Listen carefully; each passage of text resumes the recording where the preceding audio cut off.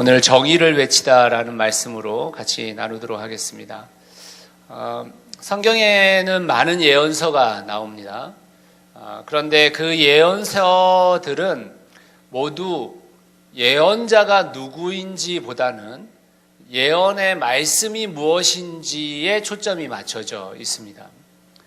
그런데 유일하게 요나서만큼은 그의 예언보다는 요나라는 인물에 초점이 맞춰져 있습니다. 그래서 사실 우리는 요나가 예언한 것이 무엇인지 아는 사람이 없어요. 그러시죠? 요나가 어떤 인물인지에 대한 거는 대략 알고 있지만 요나가 무엇을 예언했나라는 말은 사실은 거의 들어본 적이 없습니다. 요나는 요나서에서 단 한마디 예언을 합니다. 단 한마디 예언. 그게 3장 4절 말씀인데요. 같이 한번 읽어보도록 하겠습니다. 시작. 요나는 그 성읍으로 가서 하룻길을 걸으며 큰 소리로 외쳤다. 40일만 지나면 니느웨가 무너진다. 요나의 외침이 한마디밖에 나오지 않기 때문에 많은 사람들이 요나의 예언에 대해서는 별로 관심이 없습니다. 그럴만도 한 것이 이 예언의 말씀조차도요, 되게 오만해 보이는 거거든요. 왜 그러냐면 오늘 3절 말씀에 아까 보시면 니느웨라는 큰 성이 있는데 그 성은 3일 길을 걸어야지만 성을 돌 수 있다고 했잖아요. 근데 오늘 요나서 3장 4절 말씀은 뭐라고 얘기하냐면 무슨 소리죠 이게?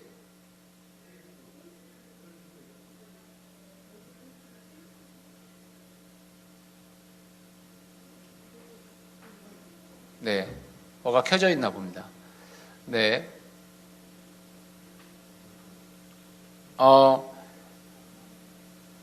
네, 또 앉아보시죠. 네, 요나에 대해 오늘 그 3절 말씀에 보시면 니느웨는 3일 동안 돌아다녀야지만 볼 수 있는 큰 성이었는데 불구하고 오늘 4절 말씀에 요나는 얼마 동안에만 그 예언의 말을 전했다고 했어요? 하루길.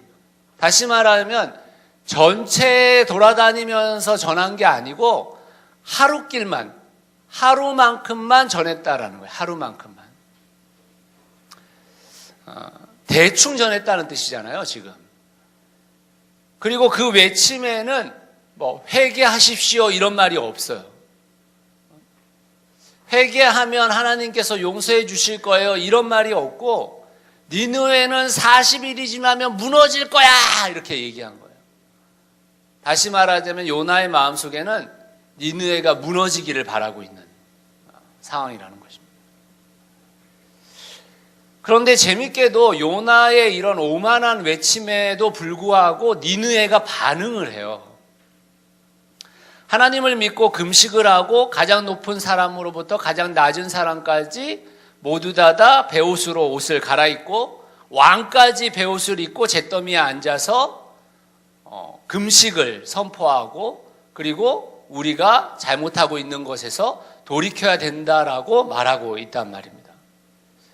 선지자의 이런 오만한 대충 하는 외침에도 불구하고 그 큰 성이 돌이키는 것을 보면 사실은 그 돌이킴에 하나님의 역사가 얼마나 크게 작용했는지 우리가 알 수 있는 것이죠. 그러니까 이 원리가 어떻게 되는 거냐면 요나가 니느웨로 가기 싫었는데 니느웨로 가기로 돌이켰어요. 니느웨로 가는 것을 요나가 돌이켜서 가니까 니느웨가 돌이켰어요.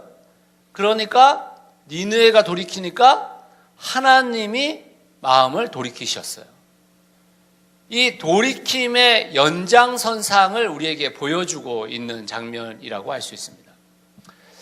그런데 한 가지 이 니느웨의 돌이킴은 우리가 일반적으로 생각하는 구원이 이루어졌다라고 말하기에는 몇 가지 의문점이 좀 있습니다. 첫 번째는 니느웨 백성들이 하나님의 말씀을 믿었다라고 했었을 때 그 하나님이라는 표현인데, 구약에서는 하나님을 지칭하는 표현이 야훼라는 단어와 엘로힘이라는 단어가 있습니다. 근데 이스라엘 백성들이 하나님과 언약 관계를 맺어서 내가 하나님의 말씀을 따르면서 하나님을 믿고 살아가겠다라고 했었을 때 하나님의 표현은 야훼라는 표현을 대부분 다 사용합니다. 그런데 이방 민족이 하나님의 역사 때문에 놀라거나 하나님의 역사 때문에 하나님을 인정하는 장면, 그런 장면은 엘로힘이라는 단어를 사용해요. 사실은 신이라는 단어입니다. 신. 그런데 여기서는 그 하나님의 말씀을 믿고라고 했었을 때 언약 관계에서 사용되어졌던 야훼라는 단어가 아니라 엘로힘이라는 단어가 사용되어지고 있습니다. 또 두 번째는 니느웨의 회심에는 구약의 일반적인 패턴이 없어요.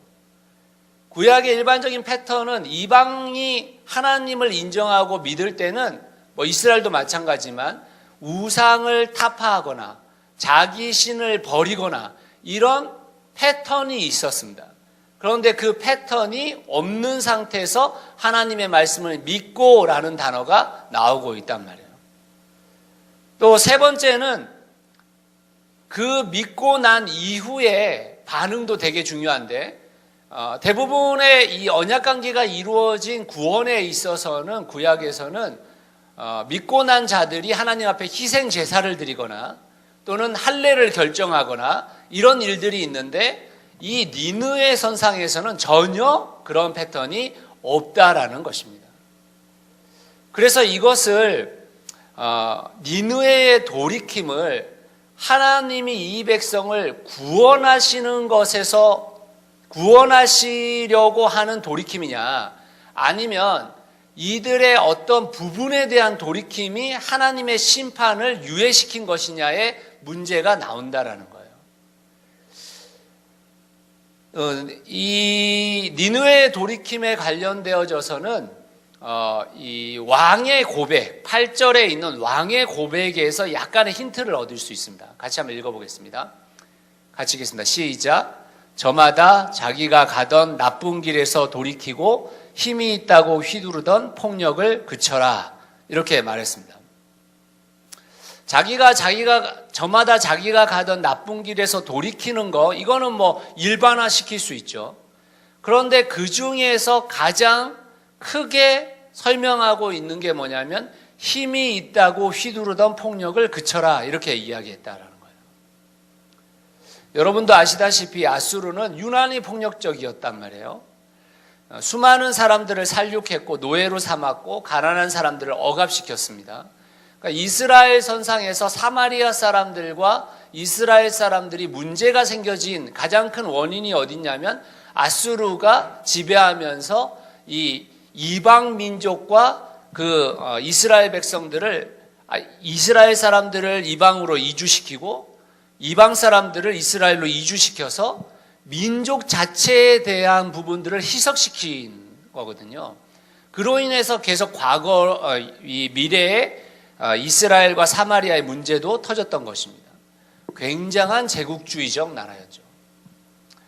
하지만 요나서 본문을 보면 그 착취와 학대가 단지 다른 나라와의 문제뿐만 아니라 니느웨의 사회 구조 속에서도 존재하고 있었다는 것을 우리에게 알려주고 있습니다. 아수르는 다른 나라들을 억압하는 데서 그치지 않고 아수르 나라 안에서도 개인들도 서로에게 폭력을 휘두르는 사회 관계의 악화가 이루어지고 있음을 우리가 오늘 본문을 통해서 볼 수 있고, 이러한 사실들은 역사 속에서의 기록으로도 우리가 얼마든지 찾아볼 수 있는 상황입니다. 이렇게 볼 때 요나서는 하나님이 니느웨 사람들을 회심시켜 구원을 가져다 주는 언약의 관계를 맺기 위해 요나를 보내셨다고 말하지 않고, 그들의 악과 폭력적 행위 그리고 돌이켜 변화되지 않으면 불가피하게 찾아올 심판에 대해서 경고하고 있다는 것을 알 수 있는 장면이라는 것입니다. 그러므로 니느웨의 돌이킴은 불의에서 정의로의 돌이킴을 요구하고 있는 것이고, 하나님의 초점도 사회 정의로의 회복임을 알 수 있는 것은 니느웨의 이런 반응에 대해서 하나님의 심판이 멈췄다라는 거예요. 우리는 이제껏 기독교 안에서 주로 하나님의 사역이 인간의 구원 사역, 특별히 개인 구원 사역에 집중돼 있다고 배워왔고 또 거기에 초점을 맞추며 살아왔습니다. 그걸 어떻게 알 수 있냐면요. 여러분 한번 생각해 보세요. 우리가 신앙생활을 잘하고 있다라는 것을 체크리스트를 통해 가지고 체크한다면 뭐가 들어가요? 그 사람이 신앙생활 잘한다라고 말할 때 체크리스트를 만들어 보세요. 그러면 새벽기도 했는지 안 했는지, 오늘 말씀을 묵상했는지 안 했는지, 예배를 참석했는지 안 했는지, 성경을 읽었는지 안 읽었는지, 헌금 생활을 했는지 안 했는지, 이런 개인적 체크리스트만을 따져서 개인 신앙이 좋냐 나쁘냐를 이야기해왔단 말이에요. 그렇죠? 대부분 다 그렇게 따져왔다라는 거예요. 우리는 안 그렇다라고 얘기하지만 대한민국에서 자란 신앙인들의 모습들이 대부분 개인 신앙에 집중되어진 교육을 받은 것이지 사회적 구원이라든지 또는 정의의 삶이라든지 이런 거에 관련되어져서 교육을 받아본 적이 거의 없다라는 겁니다.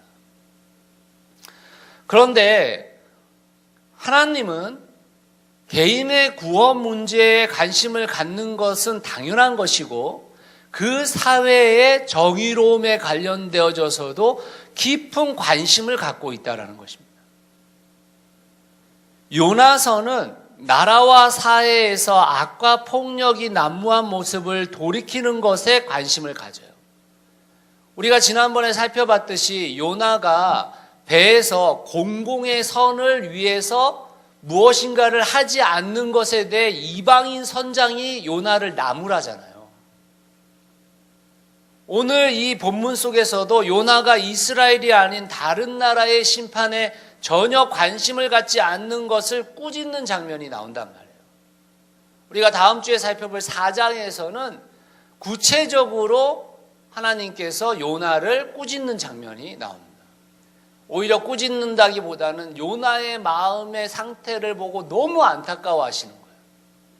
12만이나 되는 니느웨 사람들의 그 멸망을 멈춘 하나님을 원망하고 있는 그 요나를 너무너무 안타까워하신다는 거죠. 잔혹한 사회가 폭력에서 돌이키겠다고 약속하고 또 니느웨의 설교가 회심이 아닌 사회 개혁을 낳았음을 우리는 볼 수 있어야 하는 것입니다. 그러므로 우리도 이 세상에서 정의를 실현하는 것에 관심을 가져야 하고 성경이 말하는 정의가 무엇인지도 알아야 합니다. 왜냐하면 요나서에 나오는 단 한마디의 예언이 바로 사회 정의와 관련되어져 있기 때문인 것입니다. 그렇다면 성경이 말하는 정의 실현이라는 것이 무엇인지 오늘은 좀 성경의 여러 부분들을 여러분들과 좀 살펴보면서 함께 나눠보도록 하겠습니다. 첫 번째, 정의를 행한다라는 것은 모든 사람이 동등한 대우를 받는 것을 추구한다는 말이에요. 하나님의 법인 레위기 24장 22절 말씀 같이 한번 읽어볼까요? 시작. 이 법은 이스라엘 사람에게는 말할 것도 없고 함께 사는 외국 사람에게도 같이 적용된다. 나는 주 너희의 하나님이다. 특정한 민족이나 국가의 이론을 다른 이들보다 우대하거나 이민자보다 시민에게 특혜를 부여한다면 그것은 불의를 부추기는 일이다라고 말하고 있는 거예요. 여러분, 기독교 국가라고 자부하는 미국에서 최근 이민자들을 대하는 태도를 보면 정말 기독교를 모르고 있다라는 생각이 든다라는 거죠.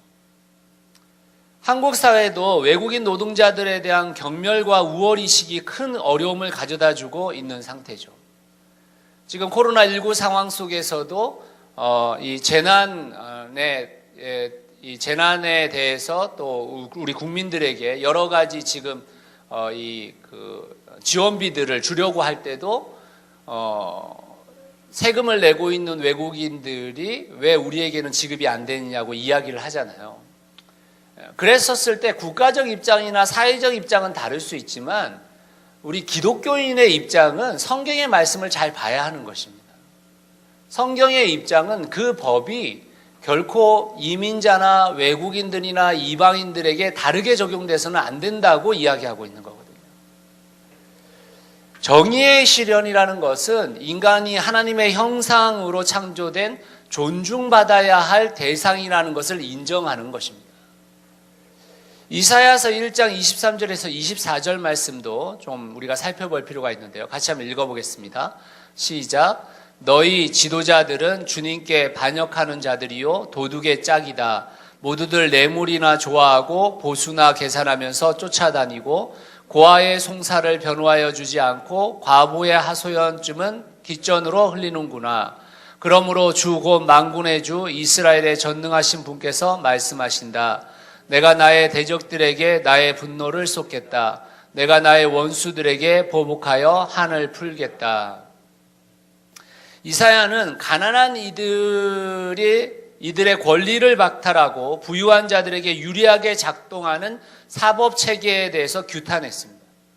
세상의 돈과 권력을 가진 자들에게 유리하게 작용하지 않는 사법부가 존재하고 있는지 정말 의문이 들 정도로 지금의 세상은 돈 있고 권력 있는 자들의 편에 서 있죠. 정의를 행한다는 것은 하나님의 형상인 모든 인간이 법 앞에 평등하도록 우리 모두가 힘써야 한다는 말입니다. 이 대한민국은 시대적 아픔 속에서 수많은 장기수들을 만들어냈어요. 또 억울한 옥살이를 한 경우도 유독 많은 나라들이죠.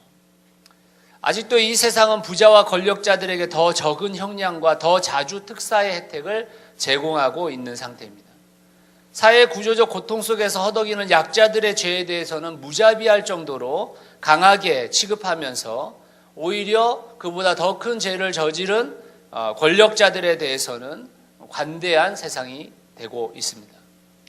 기독교인이 정말 성경을 제대로 안다면 이 땅의 모든 사람들이 법 앞에 평등해지는 일들에 관심을 가지고 살아야 합니다. 왜냐하면 그것이 바로 정의로운 행동이기 때문인 거예요. 오늘 본문의 5절에서 6절 말씀에도 니느웨의 가장 낮은 자로부터 가장 높은 자까지 심지어는 왕에서부터 동물까지도 동일하게 회개하도록 하는 장면이 나오죠. 특정 대상을 열애시키고 있는 것이 아니라는 것입니다. 동일하게 책임을 지는 공동체 의식을 적용하고 있는 것이죠. 이 나라가 그러한 적용이 이루어질 수 있도록 우리가 정말 하나님 앞에서 어떤 일들을 해야 될지 고민해 가야 하는 것입니다. 우리 교회 대부분의 성도들은 이러한 것들과 관련 없이 좀 평화로운 삶을 살고 있는 분들이죠. 그렇지만 이 땅에 억울한 자들의 하소연이 실제로는 하나님을 깨운다라는 것을 우리는 기억해야 합니다. 여러분 출애굽을 잘 기억해 보세요. 애굽에 대해서 하나님이 심판하시고 애굽에서 이스라엘 백성들을 끄집어낸 동기가 뭡니까? 이스라엘 백성들을 포함한 억울한 자들의 눈물과 하소연, 그들의 억울한 탄식이 하나님을 깨운 것입니다. 이 땅에 고통당하고 어려움 당하는 사람들이 나와는 별개의 사람이라고 생각하시면 안 돼요. 그분들의 눈물과 고통과 아픔이 언젠가 하나님의 심판을 앞당기고 우리에게도 그 책임을 물을 수 있다는 것을 기억해야 하는 것입니다. 두 번째로 정의를 행한다라는 것은 성경에서 경제적, 사회적 약자에 대해 특별한 관심을 갖는 거예요. 잠언 31장 8절에서 9절 말씀 같이 한번 읽어볼까요? 시작. 너는 벙어리처럼 할 말을 못하는 사람과 더불어 고통 속에 있는 사람들의 송사를 변호하여 입을 열어라. 너는 공의로운 재판을 하고 입을 열어 억눌린 사람과 궁핍한 사람들의 판결을 바로 하여라. 성경은 끊임없이 사회적 약자에 대한 특별한 관심을 가지고 있습니다. 그들이 동등한 대우를 받는 것에 관심을 가지고 있고 법의 결정 앞에서도 반드시 사회적 약자일 때는 더 그것을 자세하게 살피라고 이야기하고 있습니다. 욥의 고백, 욥이 이제 하나님 앞에서 그 모든 병이 낫고 하나님을 다시 만났을 때 고백을 한번 우리가 좀 살펴볼 필요가 있는데요. 같이 한번 읽어보도록 하겠습니다. 시작. 가난한 사람들을 도와달라고 할 때 나는 거절한 일이 없다. 앞길이 막막한 가부를 못 본 채 한 일도 없다. 나는 배부르게 먹으면서 고아를 굶긴 일도 없다. 일찍부터 나는 고아를 내 아이처럼 길렀으며 철이 나서는 줄곧 과부들을 돌아보았다. 너무나도 가난하여 옷도 걸치지 못하고 죽어가는 사람이나 덮고 잘 것이 없는 가난한 사람들을 볼 때마다 내가 기른 양털을 깎아서 그것으로 옷을 만들어 그들에게 입혔다. 시린 허리를 따뜻하게 해주었더니 그들이 나를 진심으로 축복하곤 하였다. 성경이 말하는 정의를 행한다라는 것은 뜬구름 잡는 이야기가 아닙니다. 우리와 가까이 있지 않은 것도 아니에요. 우리의 삶을 축소시켜서까지라도 그 일들을 감당하라고 성경은 우리에게 계속해서 이야기합니다. 사회적 약자들의 사정을 살피고 그들의 필요를 상시적으로 살펴보라고 이야기하고 있는 거죠.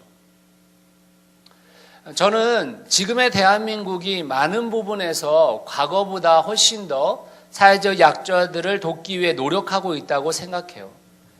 코로나19의 상황 속에서도 우리나라가 미국의 사회 정책보다 훨씬 안정적이고 기본적인 삶을 영위할 수 있도록 힘쓰고 있다는 것을 우리가 보고 있잖아요. 물론 유럽의 어떤 나라들과 비교하자면 부족한 것들이 많이 있는 것도 사실입니다. 그렇지만 매년 더 많은 예산을 복지 정책에 사용하고 있는 것은 고무적인 일이라고 저는 생각합니다. 이러할 때 그리스도인들은 어떤 방법으로 이 사회적 약자들을 훨씬 더 가까이서 대해야 되는가? 사실 국가적 시스템이라는 것은 항상 사각지대를 만들어내거든요. 그 사각지대에 놓여진 사람들을 교회가 찾아내야 됩니다. 그 지역에서 그 사각지대에 놓여진 사람들을 도울 수 있어야 하는 것이거든요. 특별히 시스템적으로 미혼모라든지 장애인이라든지 지속적인 돌봄이 필요한 사역들에 우리의 몸과 마음을 헌신해야 하는 것입니다. 국가가 할 수 있는 이들을 찾아서 더 많은 사회의 약자들을 그들이 하듯이 우리는 우리가 해야 될 일들을 결코 놓쳐서는 안 되는 것입니다. 그것이 정의를 행하는 것입니다. 다음 주에 다루겠지만 하나님께서 니느웨 사람들을 요나에게 얘기하면서 니느웨 사람들을 어떻게 이야기하냐면 이렇게 얘기해요. 좌우를 분별할 수 없는 사람들 이렇게 이야기해요. 좌우를 분별할 수 없는 사람. 여러분 좌우를 분별할 수 없는 사람들이라는 뜻이 여러 가지 뜻이 있겠지만 실제로 어떤 뜻이겠습니까? 내가 좌우를 분별 못한다는 것은 그만큼 치열한 인생에 놓여져 있다는 거예요. 그만큼 수많은 어려움에 놓여져 있다는 겁니다. 그 상황 가운데 어려움에 놓여져서 분별할 수 없는 사람이 된 상태에 이런 사람들을 불쌍히 여기지 않는 것에 대해서 요나에 대해 굉장히 안타까운 마음을 하나님이 갖고 계시거든요. 그러니까 우리의 인생이 어느 정도 평온하기 때문에 좌우를 분별하고 분별력이 필요하고 분별력이 우리 가운데 있는 것이지 사실 우리의 인생이 정말 치열하고 고통 가운데 있다면 우리가 어떤 분별력을 갖고 살겠어요? 살 수 없죠. 그러니까 그런 분별력이 없는 사람들은 하나님을 믿기가 더 어려워요. 또 하나님 앞에 나오기가 너무너무 어렵습니다. 그러한 사람들을 끝까지 붙잡아야 되는 상황들이 되는 것이죠. 그러므로 우리 그리스도인들은 세상의 다른 사람들보다 훨씬 이 땅의 사람들, 특별히 사회적 약자에 대해서 관심을 가져야 하는 것입니다. 마지막으로 세 번째, 정의를 행한다라는 것은 폭넓고 급진적인 너그러움을 갖는 것입니다. 이사야 58장 6절에서 7절에 보면 우리가 생각하는 금식과는 전혀 다른 표현으로 금식을 이야기한단 말이에요. 같이 한번 읽어보도록 하겠습니다. 시작. 내가 기뻐하는 금식은 부당한 결박을 풀어주는 것, 멍에의 줄을 끌어주는 것, 압제받은 사람을 놓아주는 것, 모든 멍에를 꺾어버리는 것, 바로 이런 것들이 아니냐. 또한 굶주린 사람에게 너희 먹거리를 나누어 주는 것, 떠도는 불쌍한 사람을 집에 맞아들이는 것이 아니겠느냐. 헐벗은 사람을 보았을 때 그에게 옷을 입혀주는 것, 너의 골육을 피하여 숨지 않는 것이 아니겠느냐. 우리가 일반적으로 생각하는 금식이라는 것은 하나님 앞에 내가 기도로 아뢰 것이 있고 간절함이 있을 때 내 이 욕망인 먹는 것을 끊고 하나님 앞에 기도드리는 거, 이렇게 생각하잖아요. 그런데 성경이 말하는 금식이라는 것은 그런 것을 의미하는 것이 아닙니다. 훨씬 더 폭넓고 급진적인 너그러움을 가지고 누군가에게 대하는 것이 금식이라고 이야기한단 말이에요. 왜 그럴까요, 여러분? 왜 그럴지를 생각해 보셔야 되는 것입니다. 왜 그럴지. 금식이라는 것은 내가 내 곡기를 끊는 것이니까 그것에 대해서 남는 것이 있는 거잖아요. 내가 밥을 안 먹으면 내 쌀이 남아있는 거잖아요. 그 쌀을 남기고 금식을 하라는 게 아니고 그 쌀을 가난한 자들한테 주고 금식하라는 거예요. 내가 아무리 금식을 해도 내 거는 소진이 안 되는 겁니다. 그렇죠? 소진이 안 되는 거잖아요. 내 것이 소진되면서 금식하라는 얘기예요. 그 말이. 또한 이 금식이라는 것을 잘 생각해 보면 우리가 자칫 잘못하면 그 금식을 내 욕망을 실현하는 도구로 사용하고 있다는 거예요. 그런데 내 욕망을 실현하는 금식으로서의 금식이 진짜 금식이 아니고 네 욕망을 내려놓고 오히려 네 것을 나눠주는 게 금식이라는 거예요, 지금. 왜 금식을 이렇게 표현하고 있는지 생각해 보셔야 됩니다. 이것이 굉장히 먼 얘기같이 느껴지지만 실제로 마지막에 있는 거 한번 보세요. 너의 골육을 피하여 숨지 않는 것이 아니겠느냐. 이게 무슨 말이에요? 흥부놀부 생각하시면 되는 거예요. 네 골육이 뭐예요? 네 친척, 네 가족이잖아요. 너의 친척, 너의 가족이 고통당할 때 그거 외면하지 말라는 거예요. 네 친척과 너의 가족이 지금 힘들어하고 아파하고 눈물 짓고 있는데 그거 외면하지 말라는 것입니다. 그건 오히려 훨씬 더 가까이에 있는 것이죠. 그런데 여러분, 우리가 얼마나 손쉽게 우리의 가족들을 버리는지 몰라요. 얼마나 손쉽게 우리의 친척들을 우리에게서 멀리 떨어지게 만드는지 모릅니다. 그들이 고통당하고 힘들어할 때 우리는 그들에게 손 내밀지 않아요. 오히려 이런 말들 너무 많이 해요. 나 할 바를 다 했어요. 내가 이제까지 한 게 얼만데요. 이런 얘기를 한다라는 거죠. 여러분, 그렇지 않다는 것입니다. 성경은 엄청나게 구체적이에요. 너무 구체적이어서 살이 떨려, 사실은.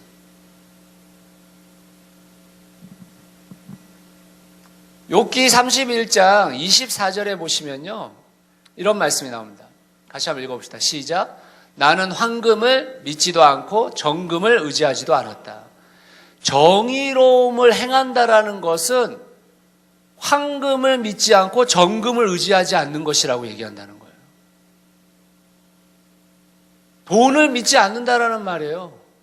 내가 갖고 있는 돈에 의지하지 않는다라는 것입니다. 왜요? 왜 그렇습니까, 여러분? 왜 내가 믿고 있는, 내가 돈에 눈이 벌거지지 않을 수 있는 거예요? 내가 그 돈 때문에 내가 내 삶에 하나님 앞에 드리는 것을 왜 멈추지 않겠다고 얘기하는 겁니까?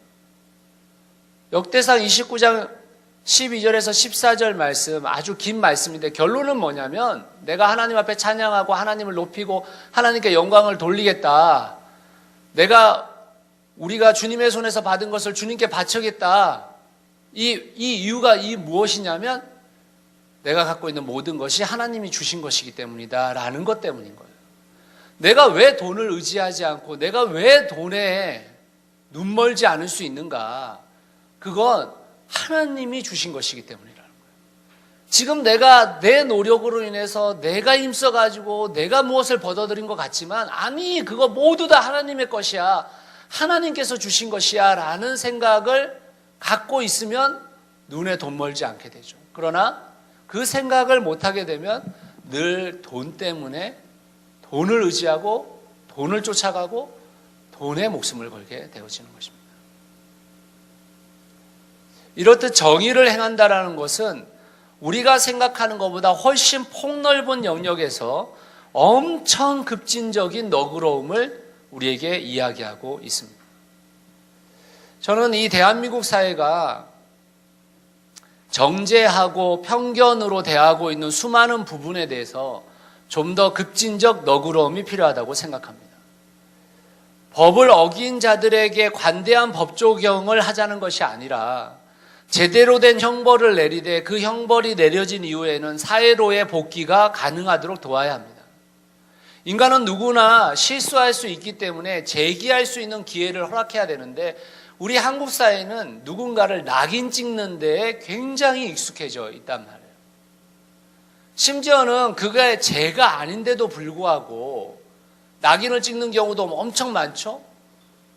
우리 한국 사회에서 이혼을 바라보는 모습들, 미혼모를 바라보는 모습들, 장애를 가진 사람들을 대하는 태도, 여러분 이런 모습들이 우리가 얼마나 손쉽게 사람을 낙인 찍고 있어요.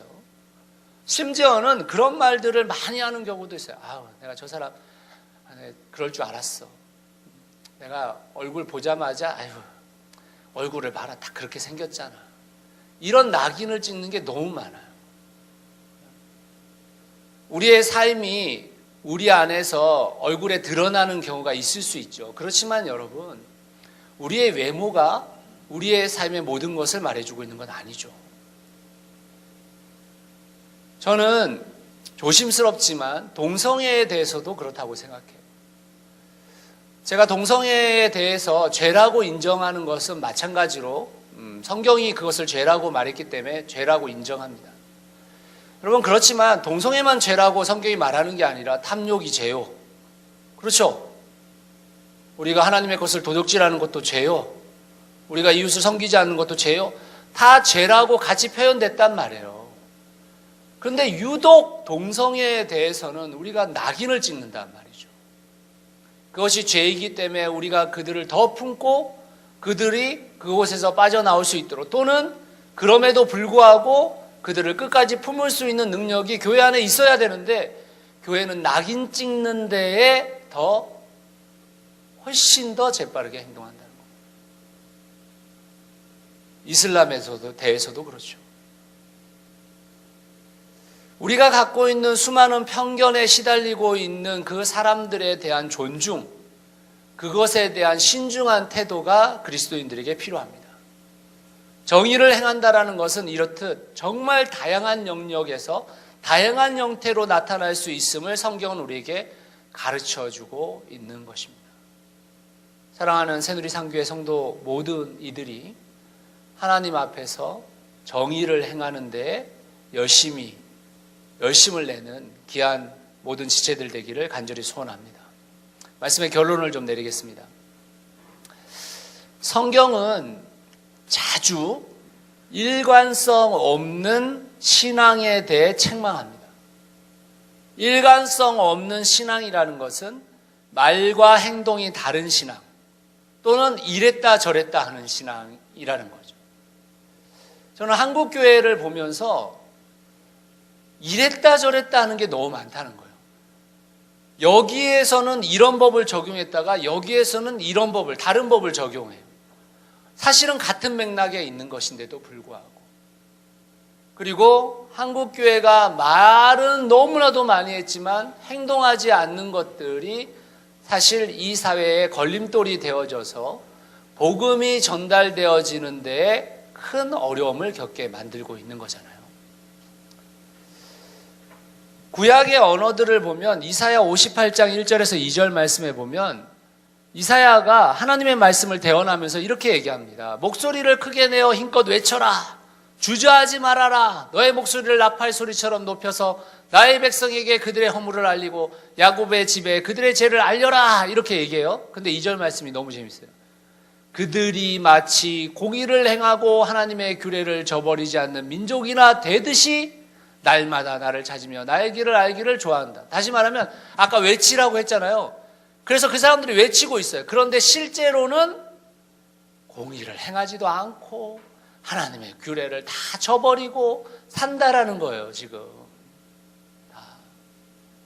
말은 그렇게 하는데 진짜 하나님은 안 따른다라는 거예요.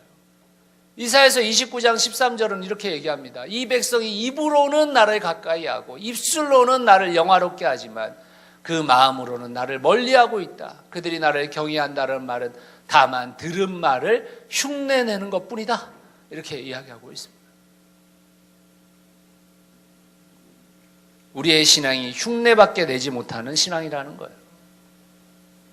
우리의 신앙이.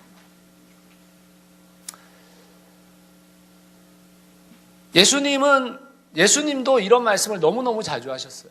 예수님께서 가르치시면서 말씀하시기를 율법학자들을 조심해라. 그들은 예복을 입고 다니기를 좋아하고 장터에서 인사받기를 좋아한다. 회당에서는 높은 자리에 앉기를 좋아하고 잔치에서는 윗자리에 앉기를 좋아한다. 그들은 가부들의 가산을 삼키고 남에게 보이려고 길게 기도한다. 이런 사람들이야말로 더 엄한 심판을 받을 것이다.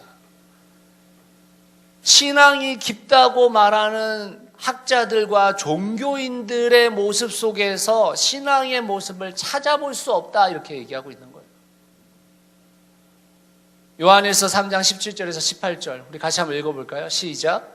누구든지 세상 재물을 가지고 있으면서 자기 형제자매의 궁핍함을 보고도 마음 문을 닫고 도와주지 않으면 어떻게 하나님의 사랑이 그 사람 속에 머물겠느냐. 자녀된 이 여러분, 우리는 말이나 혀로 사랑하지 말고 행동과 진실함으로 사랑합시다. 말과 혀로 사랑하는 것은 진짜 사랑이 아니라는 거예요. 하나님으로부터 온 사랑이 아니라는 거예요. 요즘은 하도 사람들이 사랑에 목말라 있어서 말로라도 목소리라도 사랑한다고 말해주세요 이러잖아요. 김창욱 씨의 이 강의를 가끔 보는데 그분의 말을 보면 되게 공감이 가고 굉장히 저렇게 살아야지 하는 생각도 들어요. 그런데 보면 사실은 지금 이 사회 자체가 너무 수준 이하여 가지고 실제로는 말만 해도 된다는 거예요. 말만 해도 된다. 그 정도 말만 해도 괜찮아 이렇게 우리에게 가르치고 있는 거거든요. 아니라는 거예요. 성경은. 그건 하나님으로부터 온 사랑이 아니라는 것입니다. 야고보서 말씀이 우리에게 이렇게 이야기하잖아요. 같이 한번 읽어봅시다. 시작. 나의 형제자매 여러분, 누가 믿음이 있다고 말하면서도 행함이 없으면 무슨 소용이 있겠습니까? 그런 믿음이 그를 구원할 수 있겠습니까? 어떤 형제나 자매가 헐벗고 그날 먹을 것조차 없는데 여러분 가운데서 누가 그들에게 말하기를 평안히 가서 몸을 따뜻하게 하고 배부르게 먹으십시오 하면서 말만 하고 몸에 필요한 것들을 주지 않는다고 하면 무슨 소용이 있겠습니까? 이와 같이 믿음에 행함이 따르지 않으면 그 자체만으로는 죽은 것입니다. 야고보 선생님은 심지어 행동하지 않는 믿음은 아예 죽은 것이라고 이야기합니다. 현대를 살아가는 그리스도인들이 해야 할 행동은 이 땅의 불의한 것들과 싸우고 문제가 드러난 영역을 변화시키는 것입니다. 문제가 있는 줄 뻔히 알면서도 가만히 두는 것이 아니라 그 문제에 우리는 어떠한 대안을 가지고 있는가를 끊임없이 논의하고 그 문제에 대한 한 걸음의 의미 있는 걸음을 내딛어야 하는 것입니다. 그것이 바로 정의의 실현인 거예요. 저는 새누리 3교회가 지금껏 잘 해오고 있다고 생각합니다.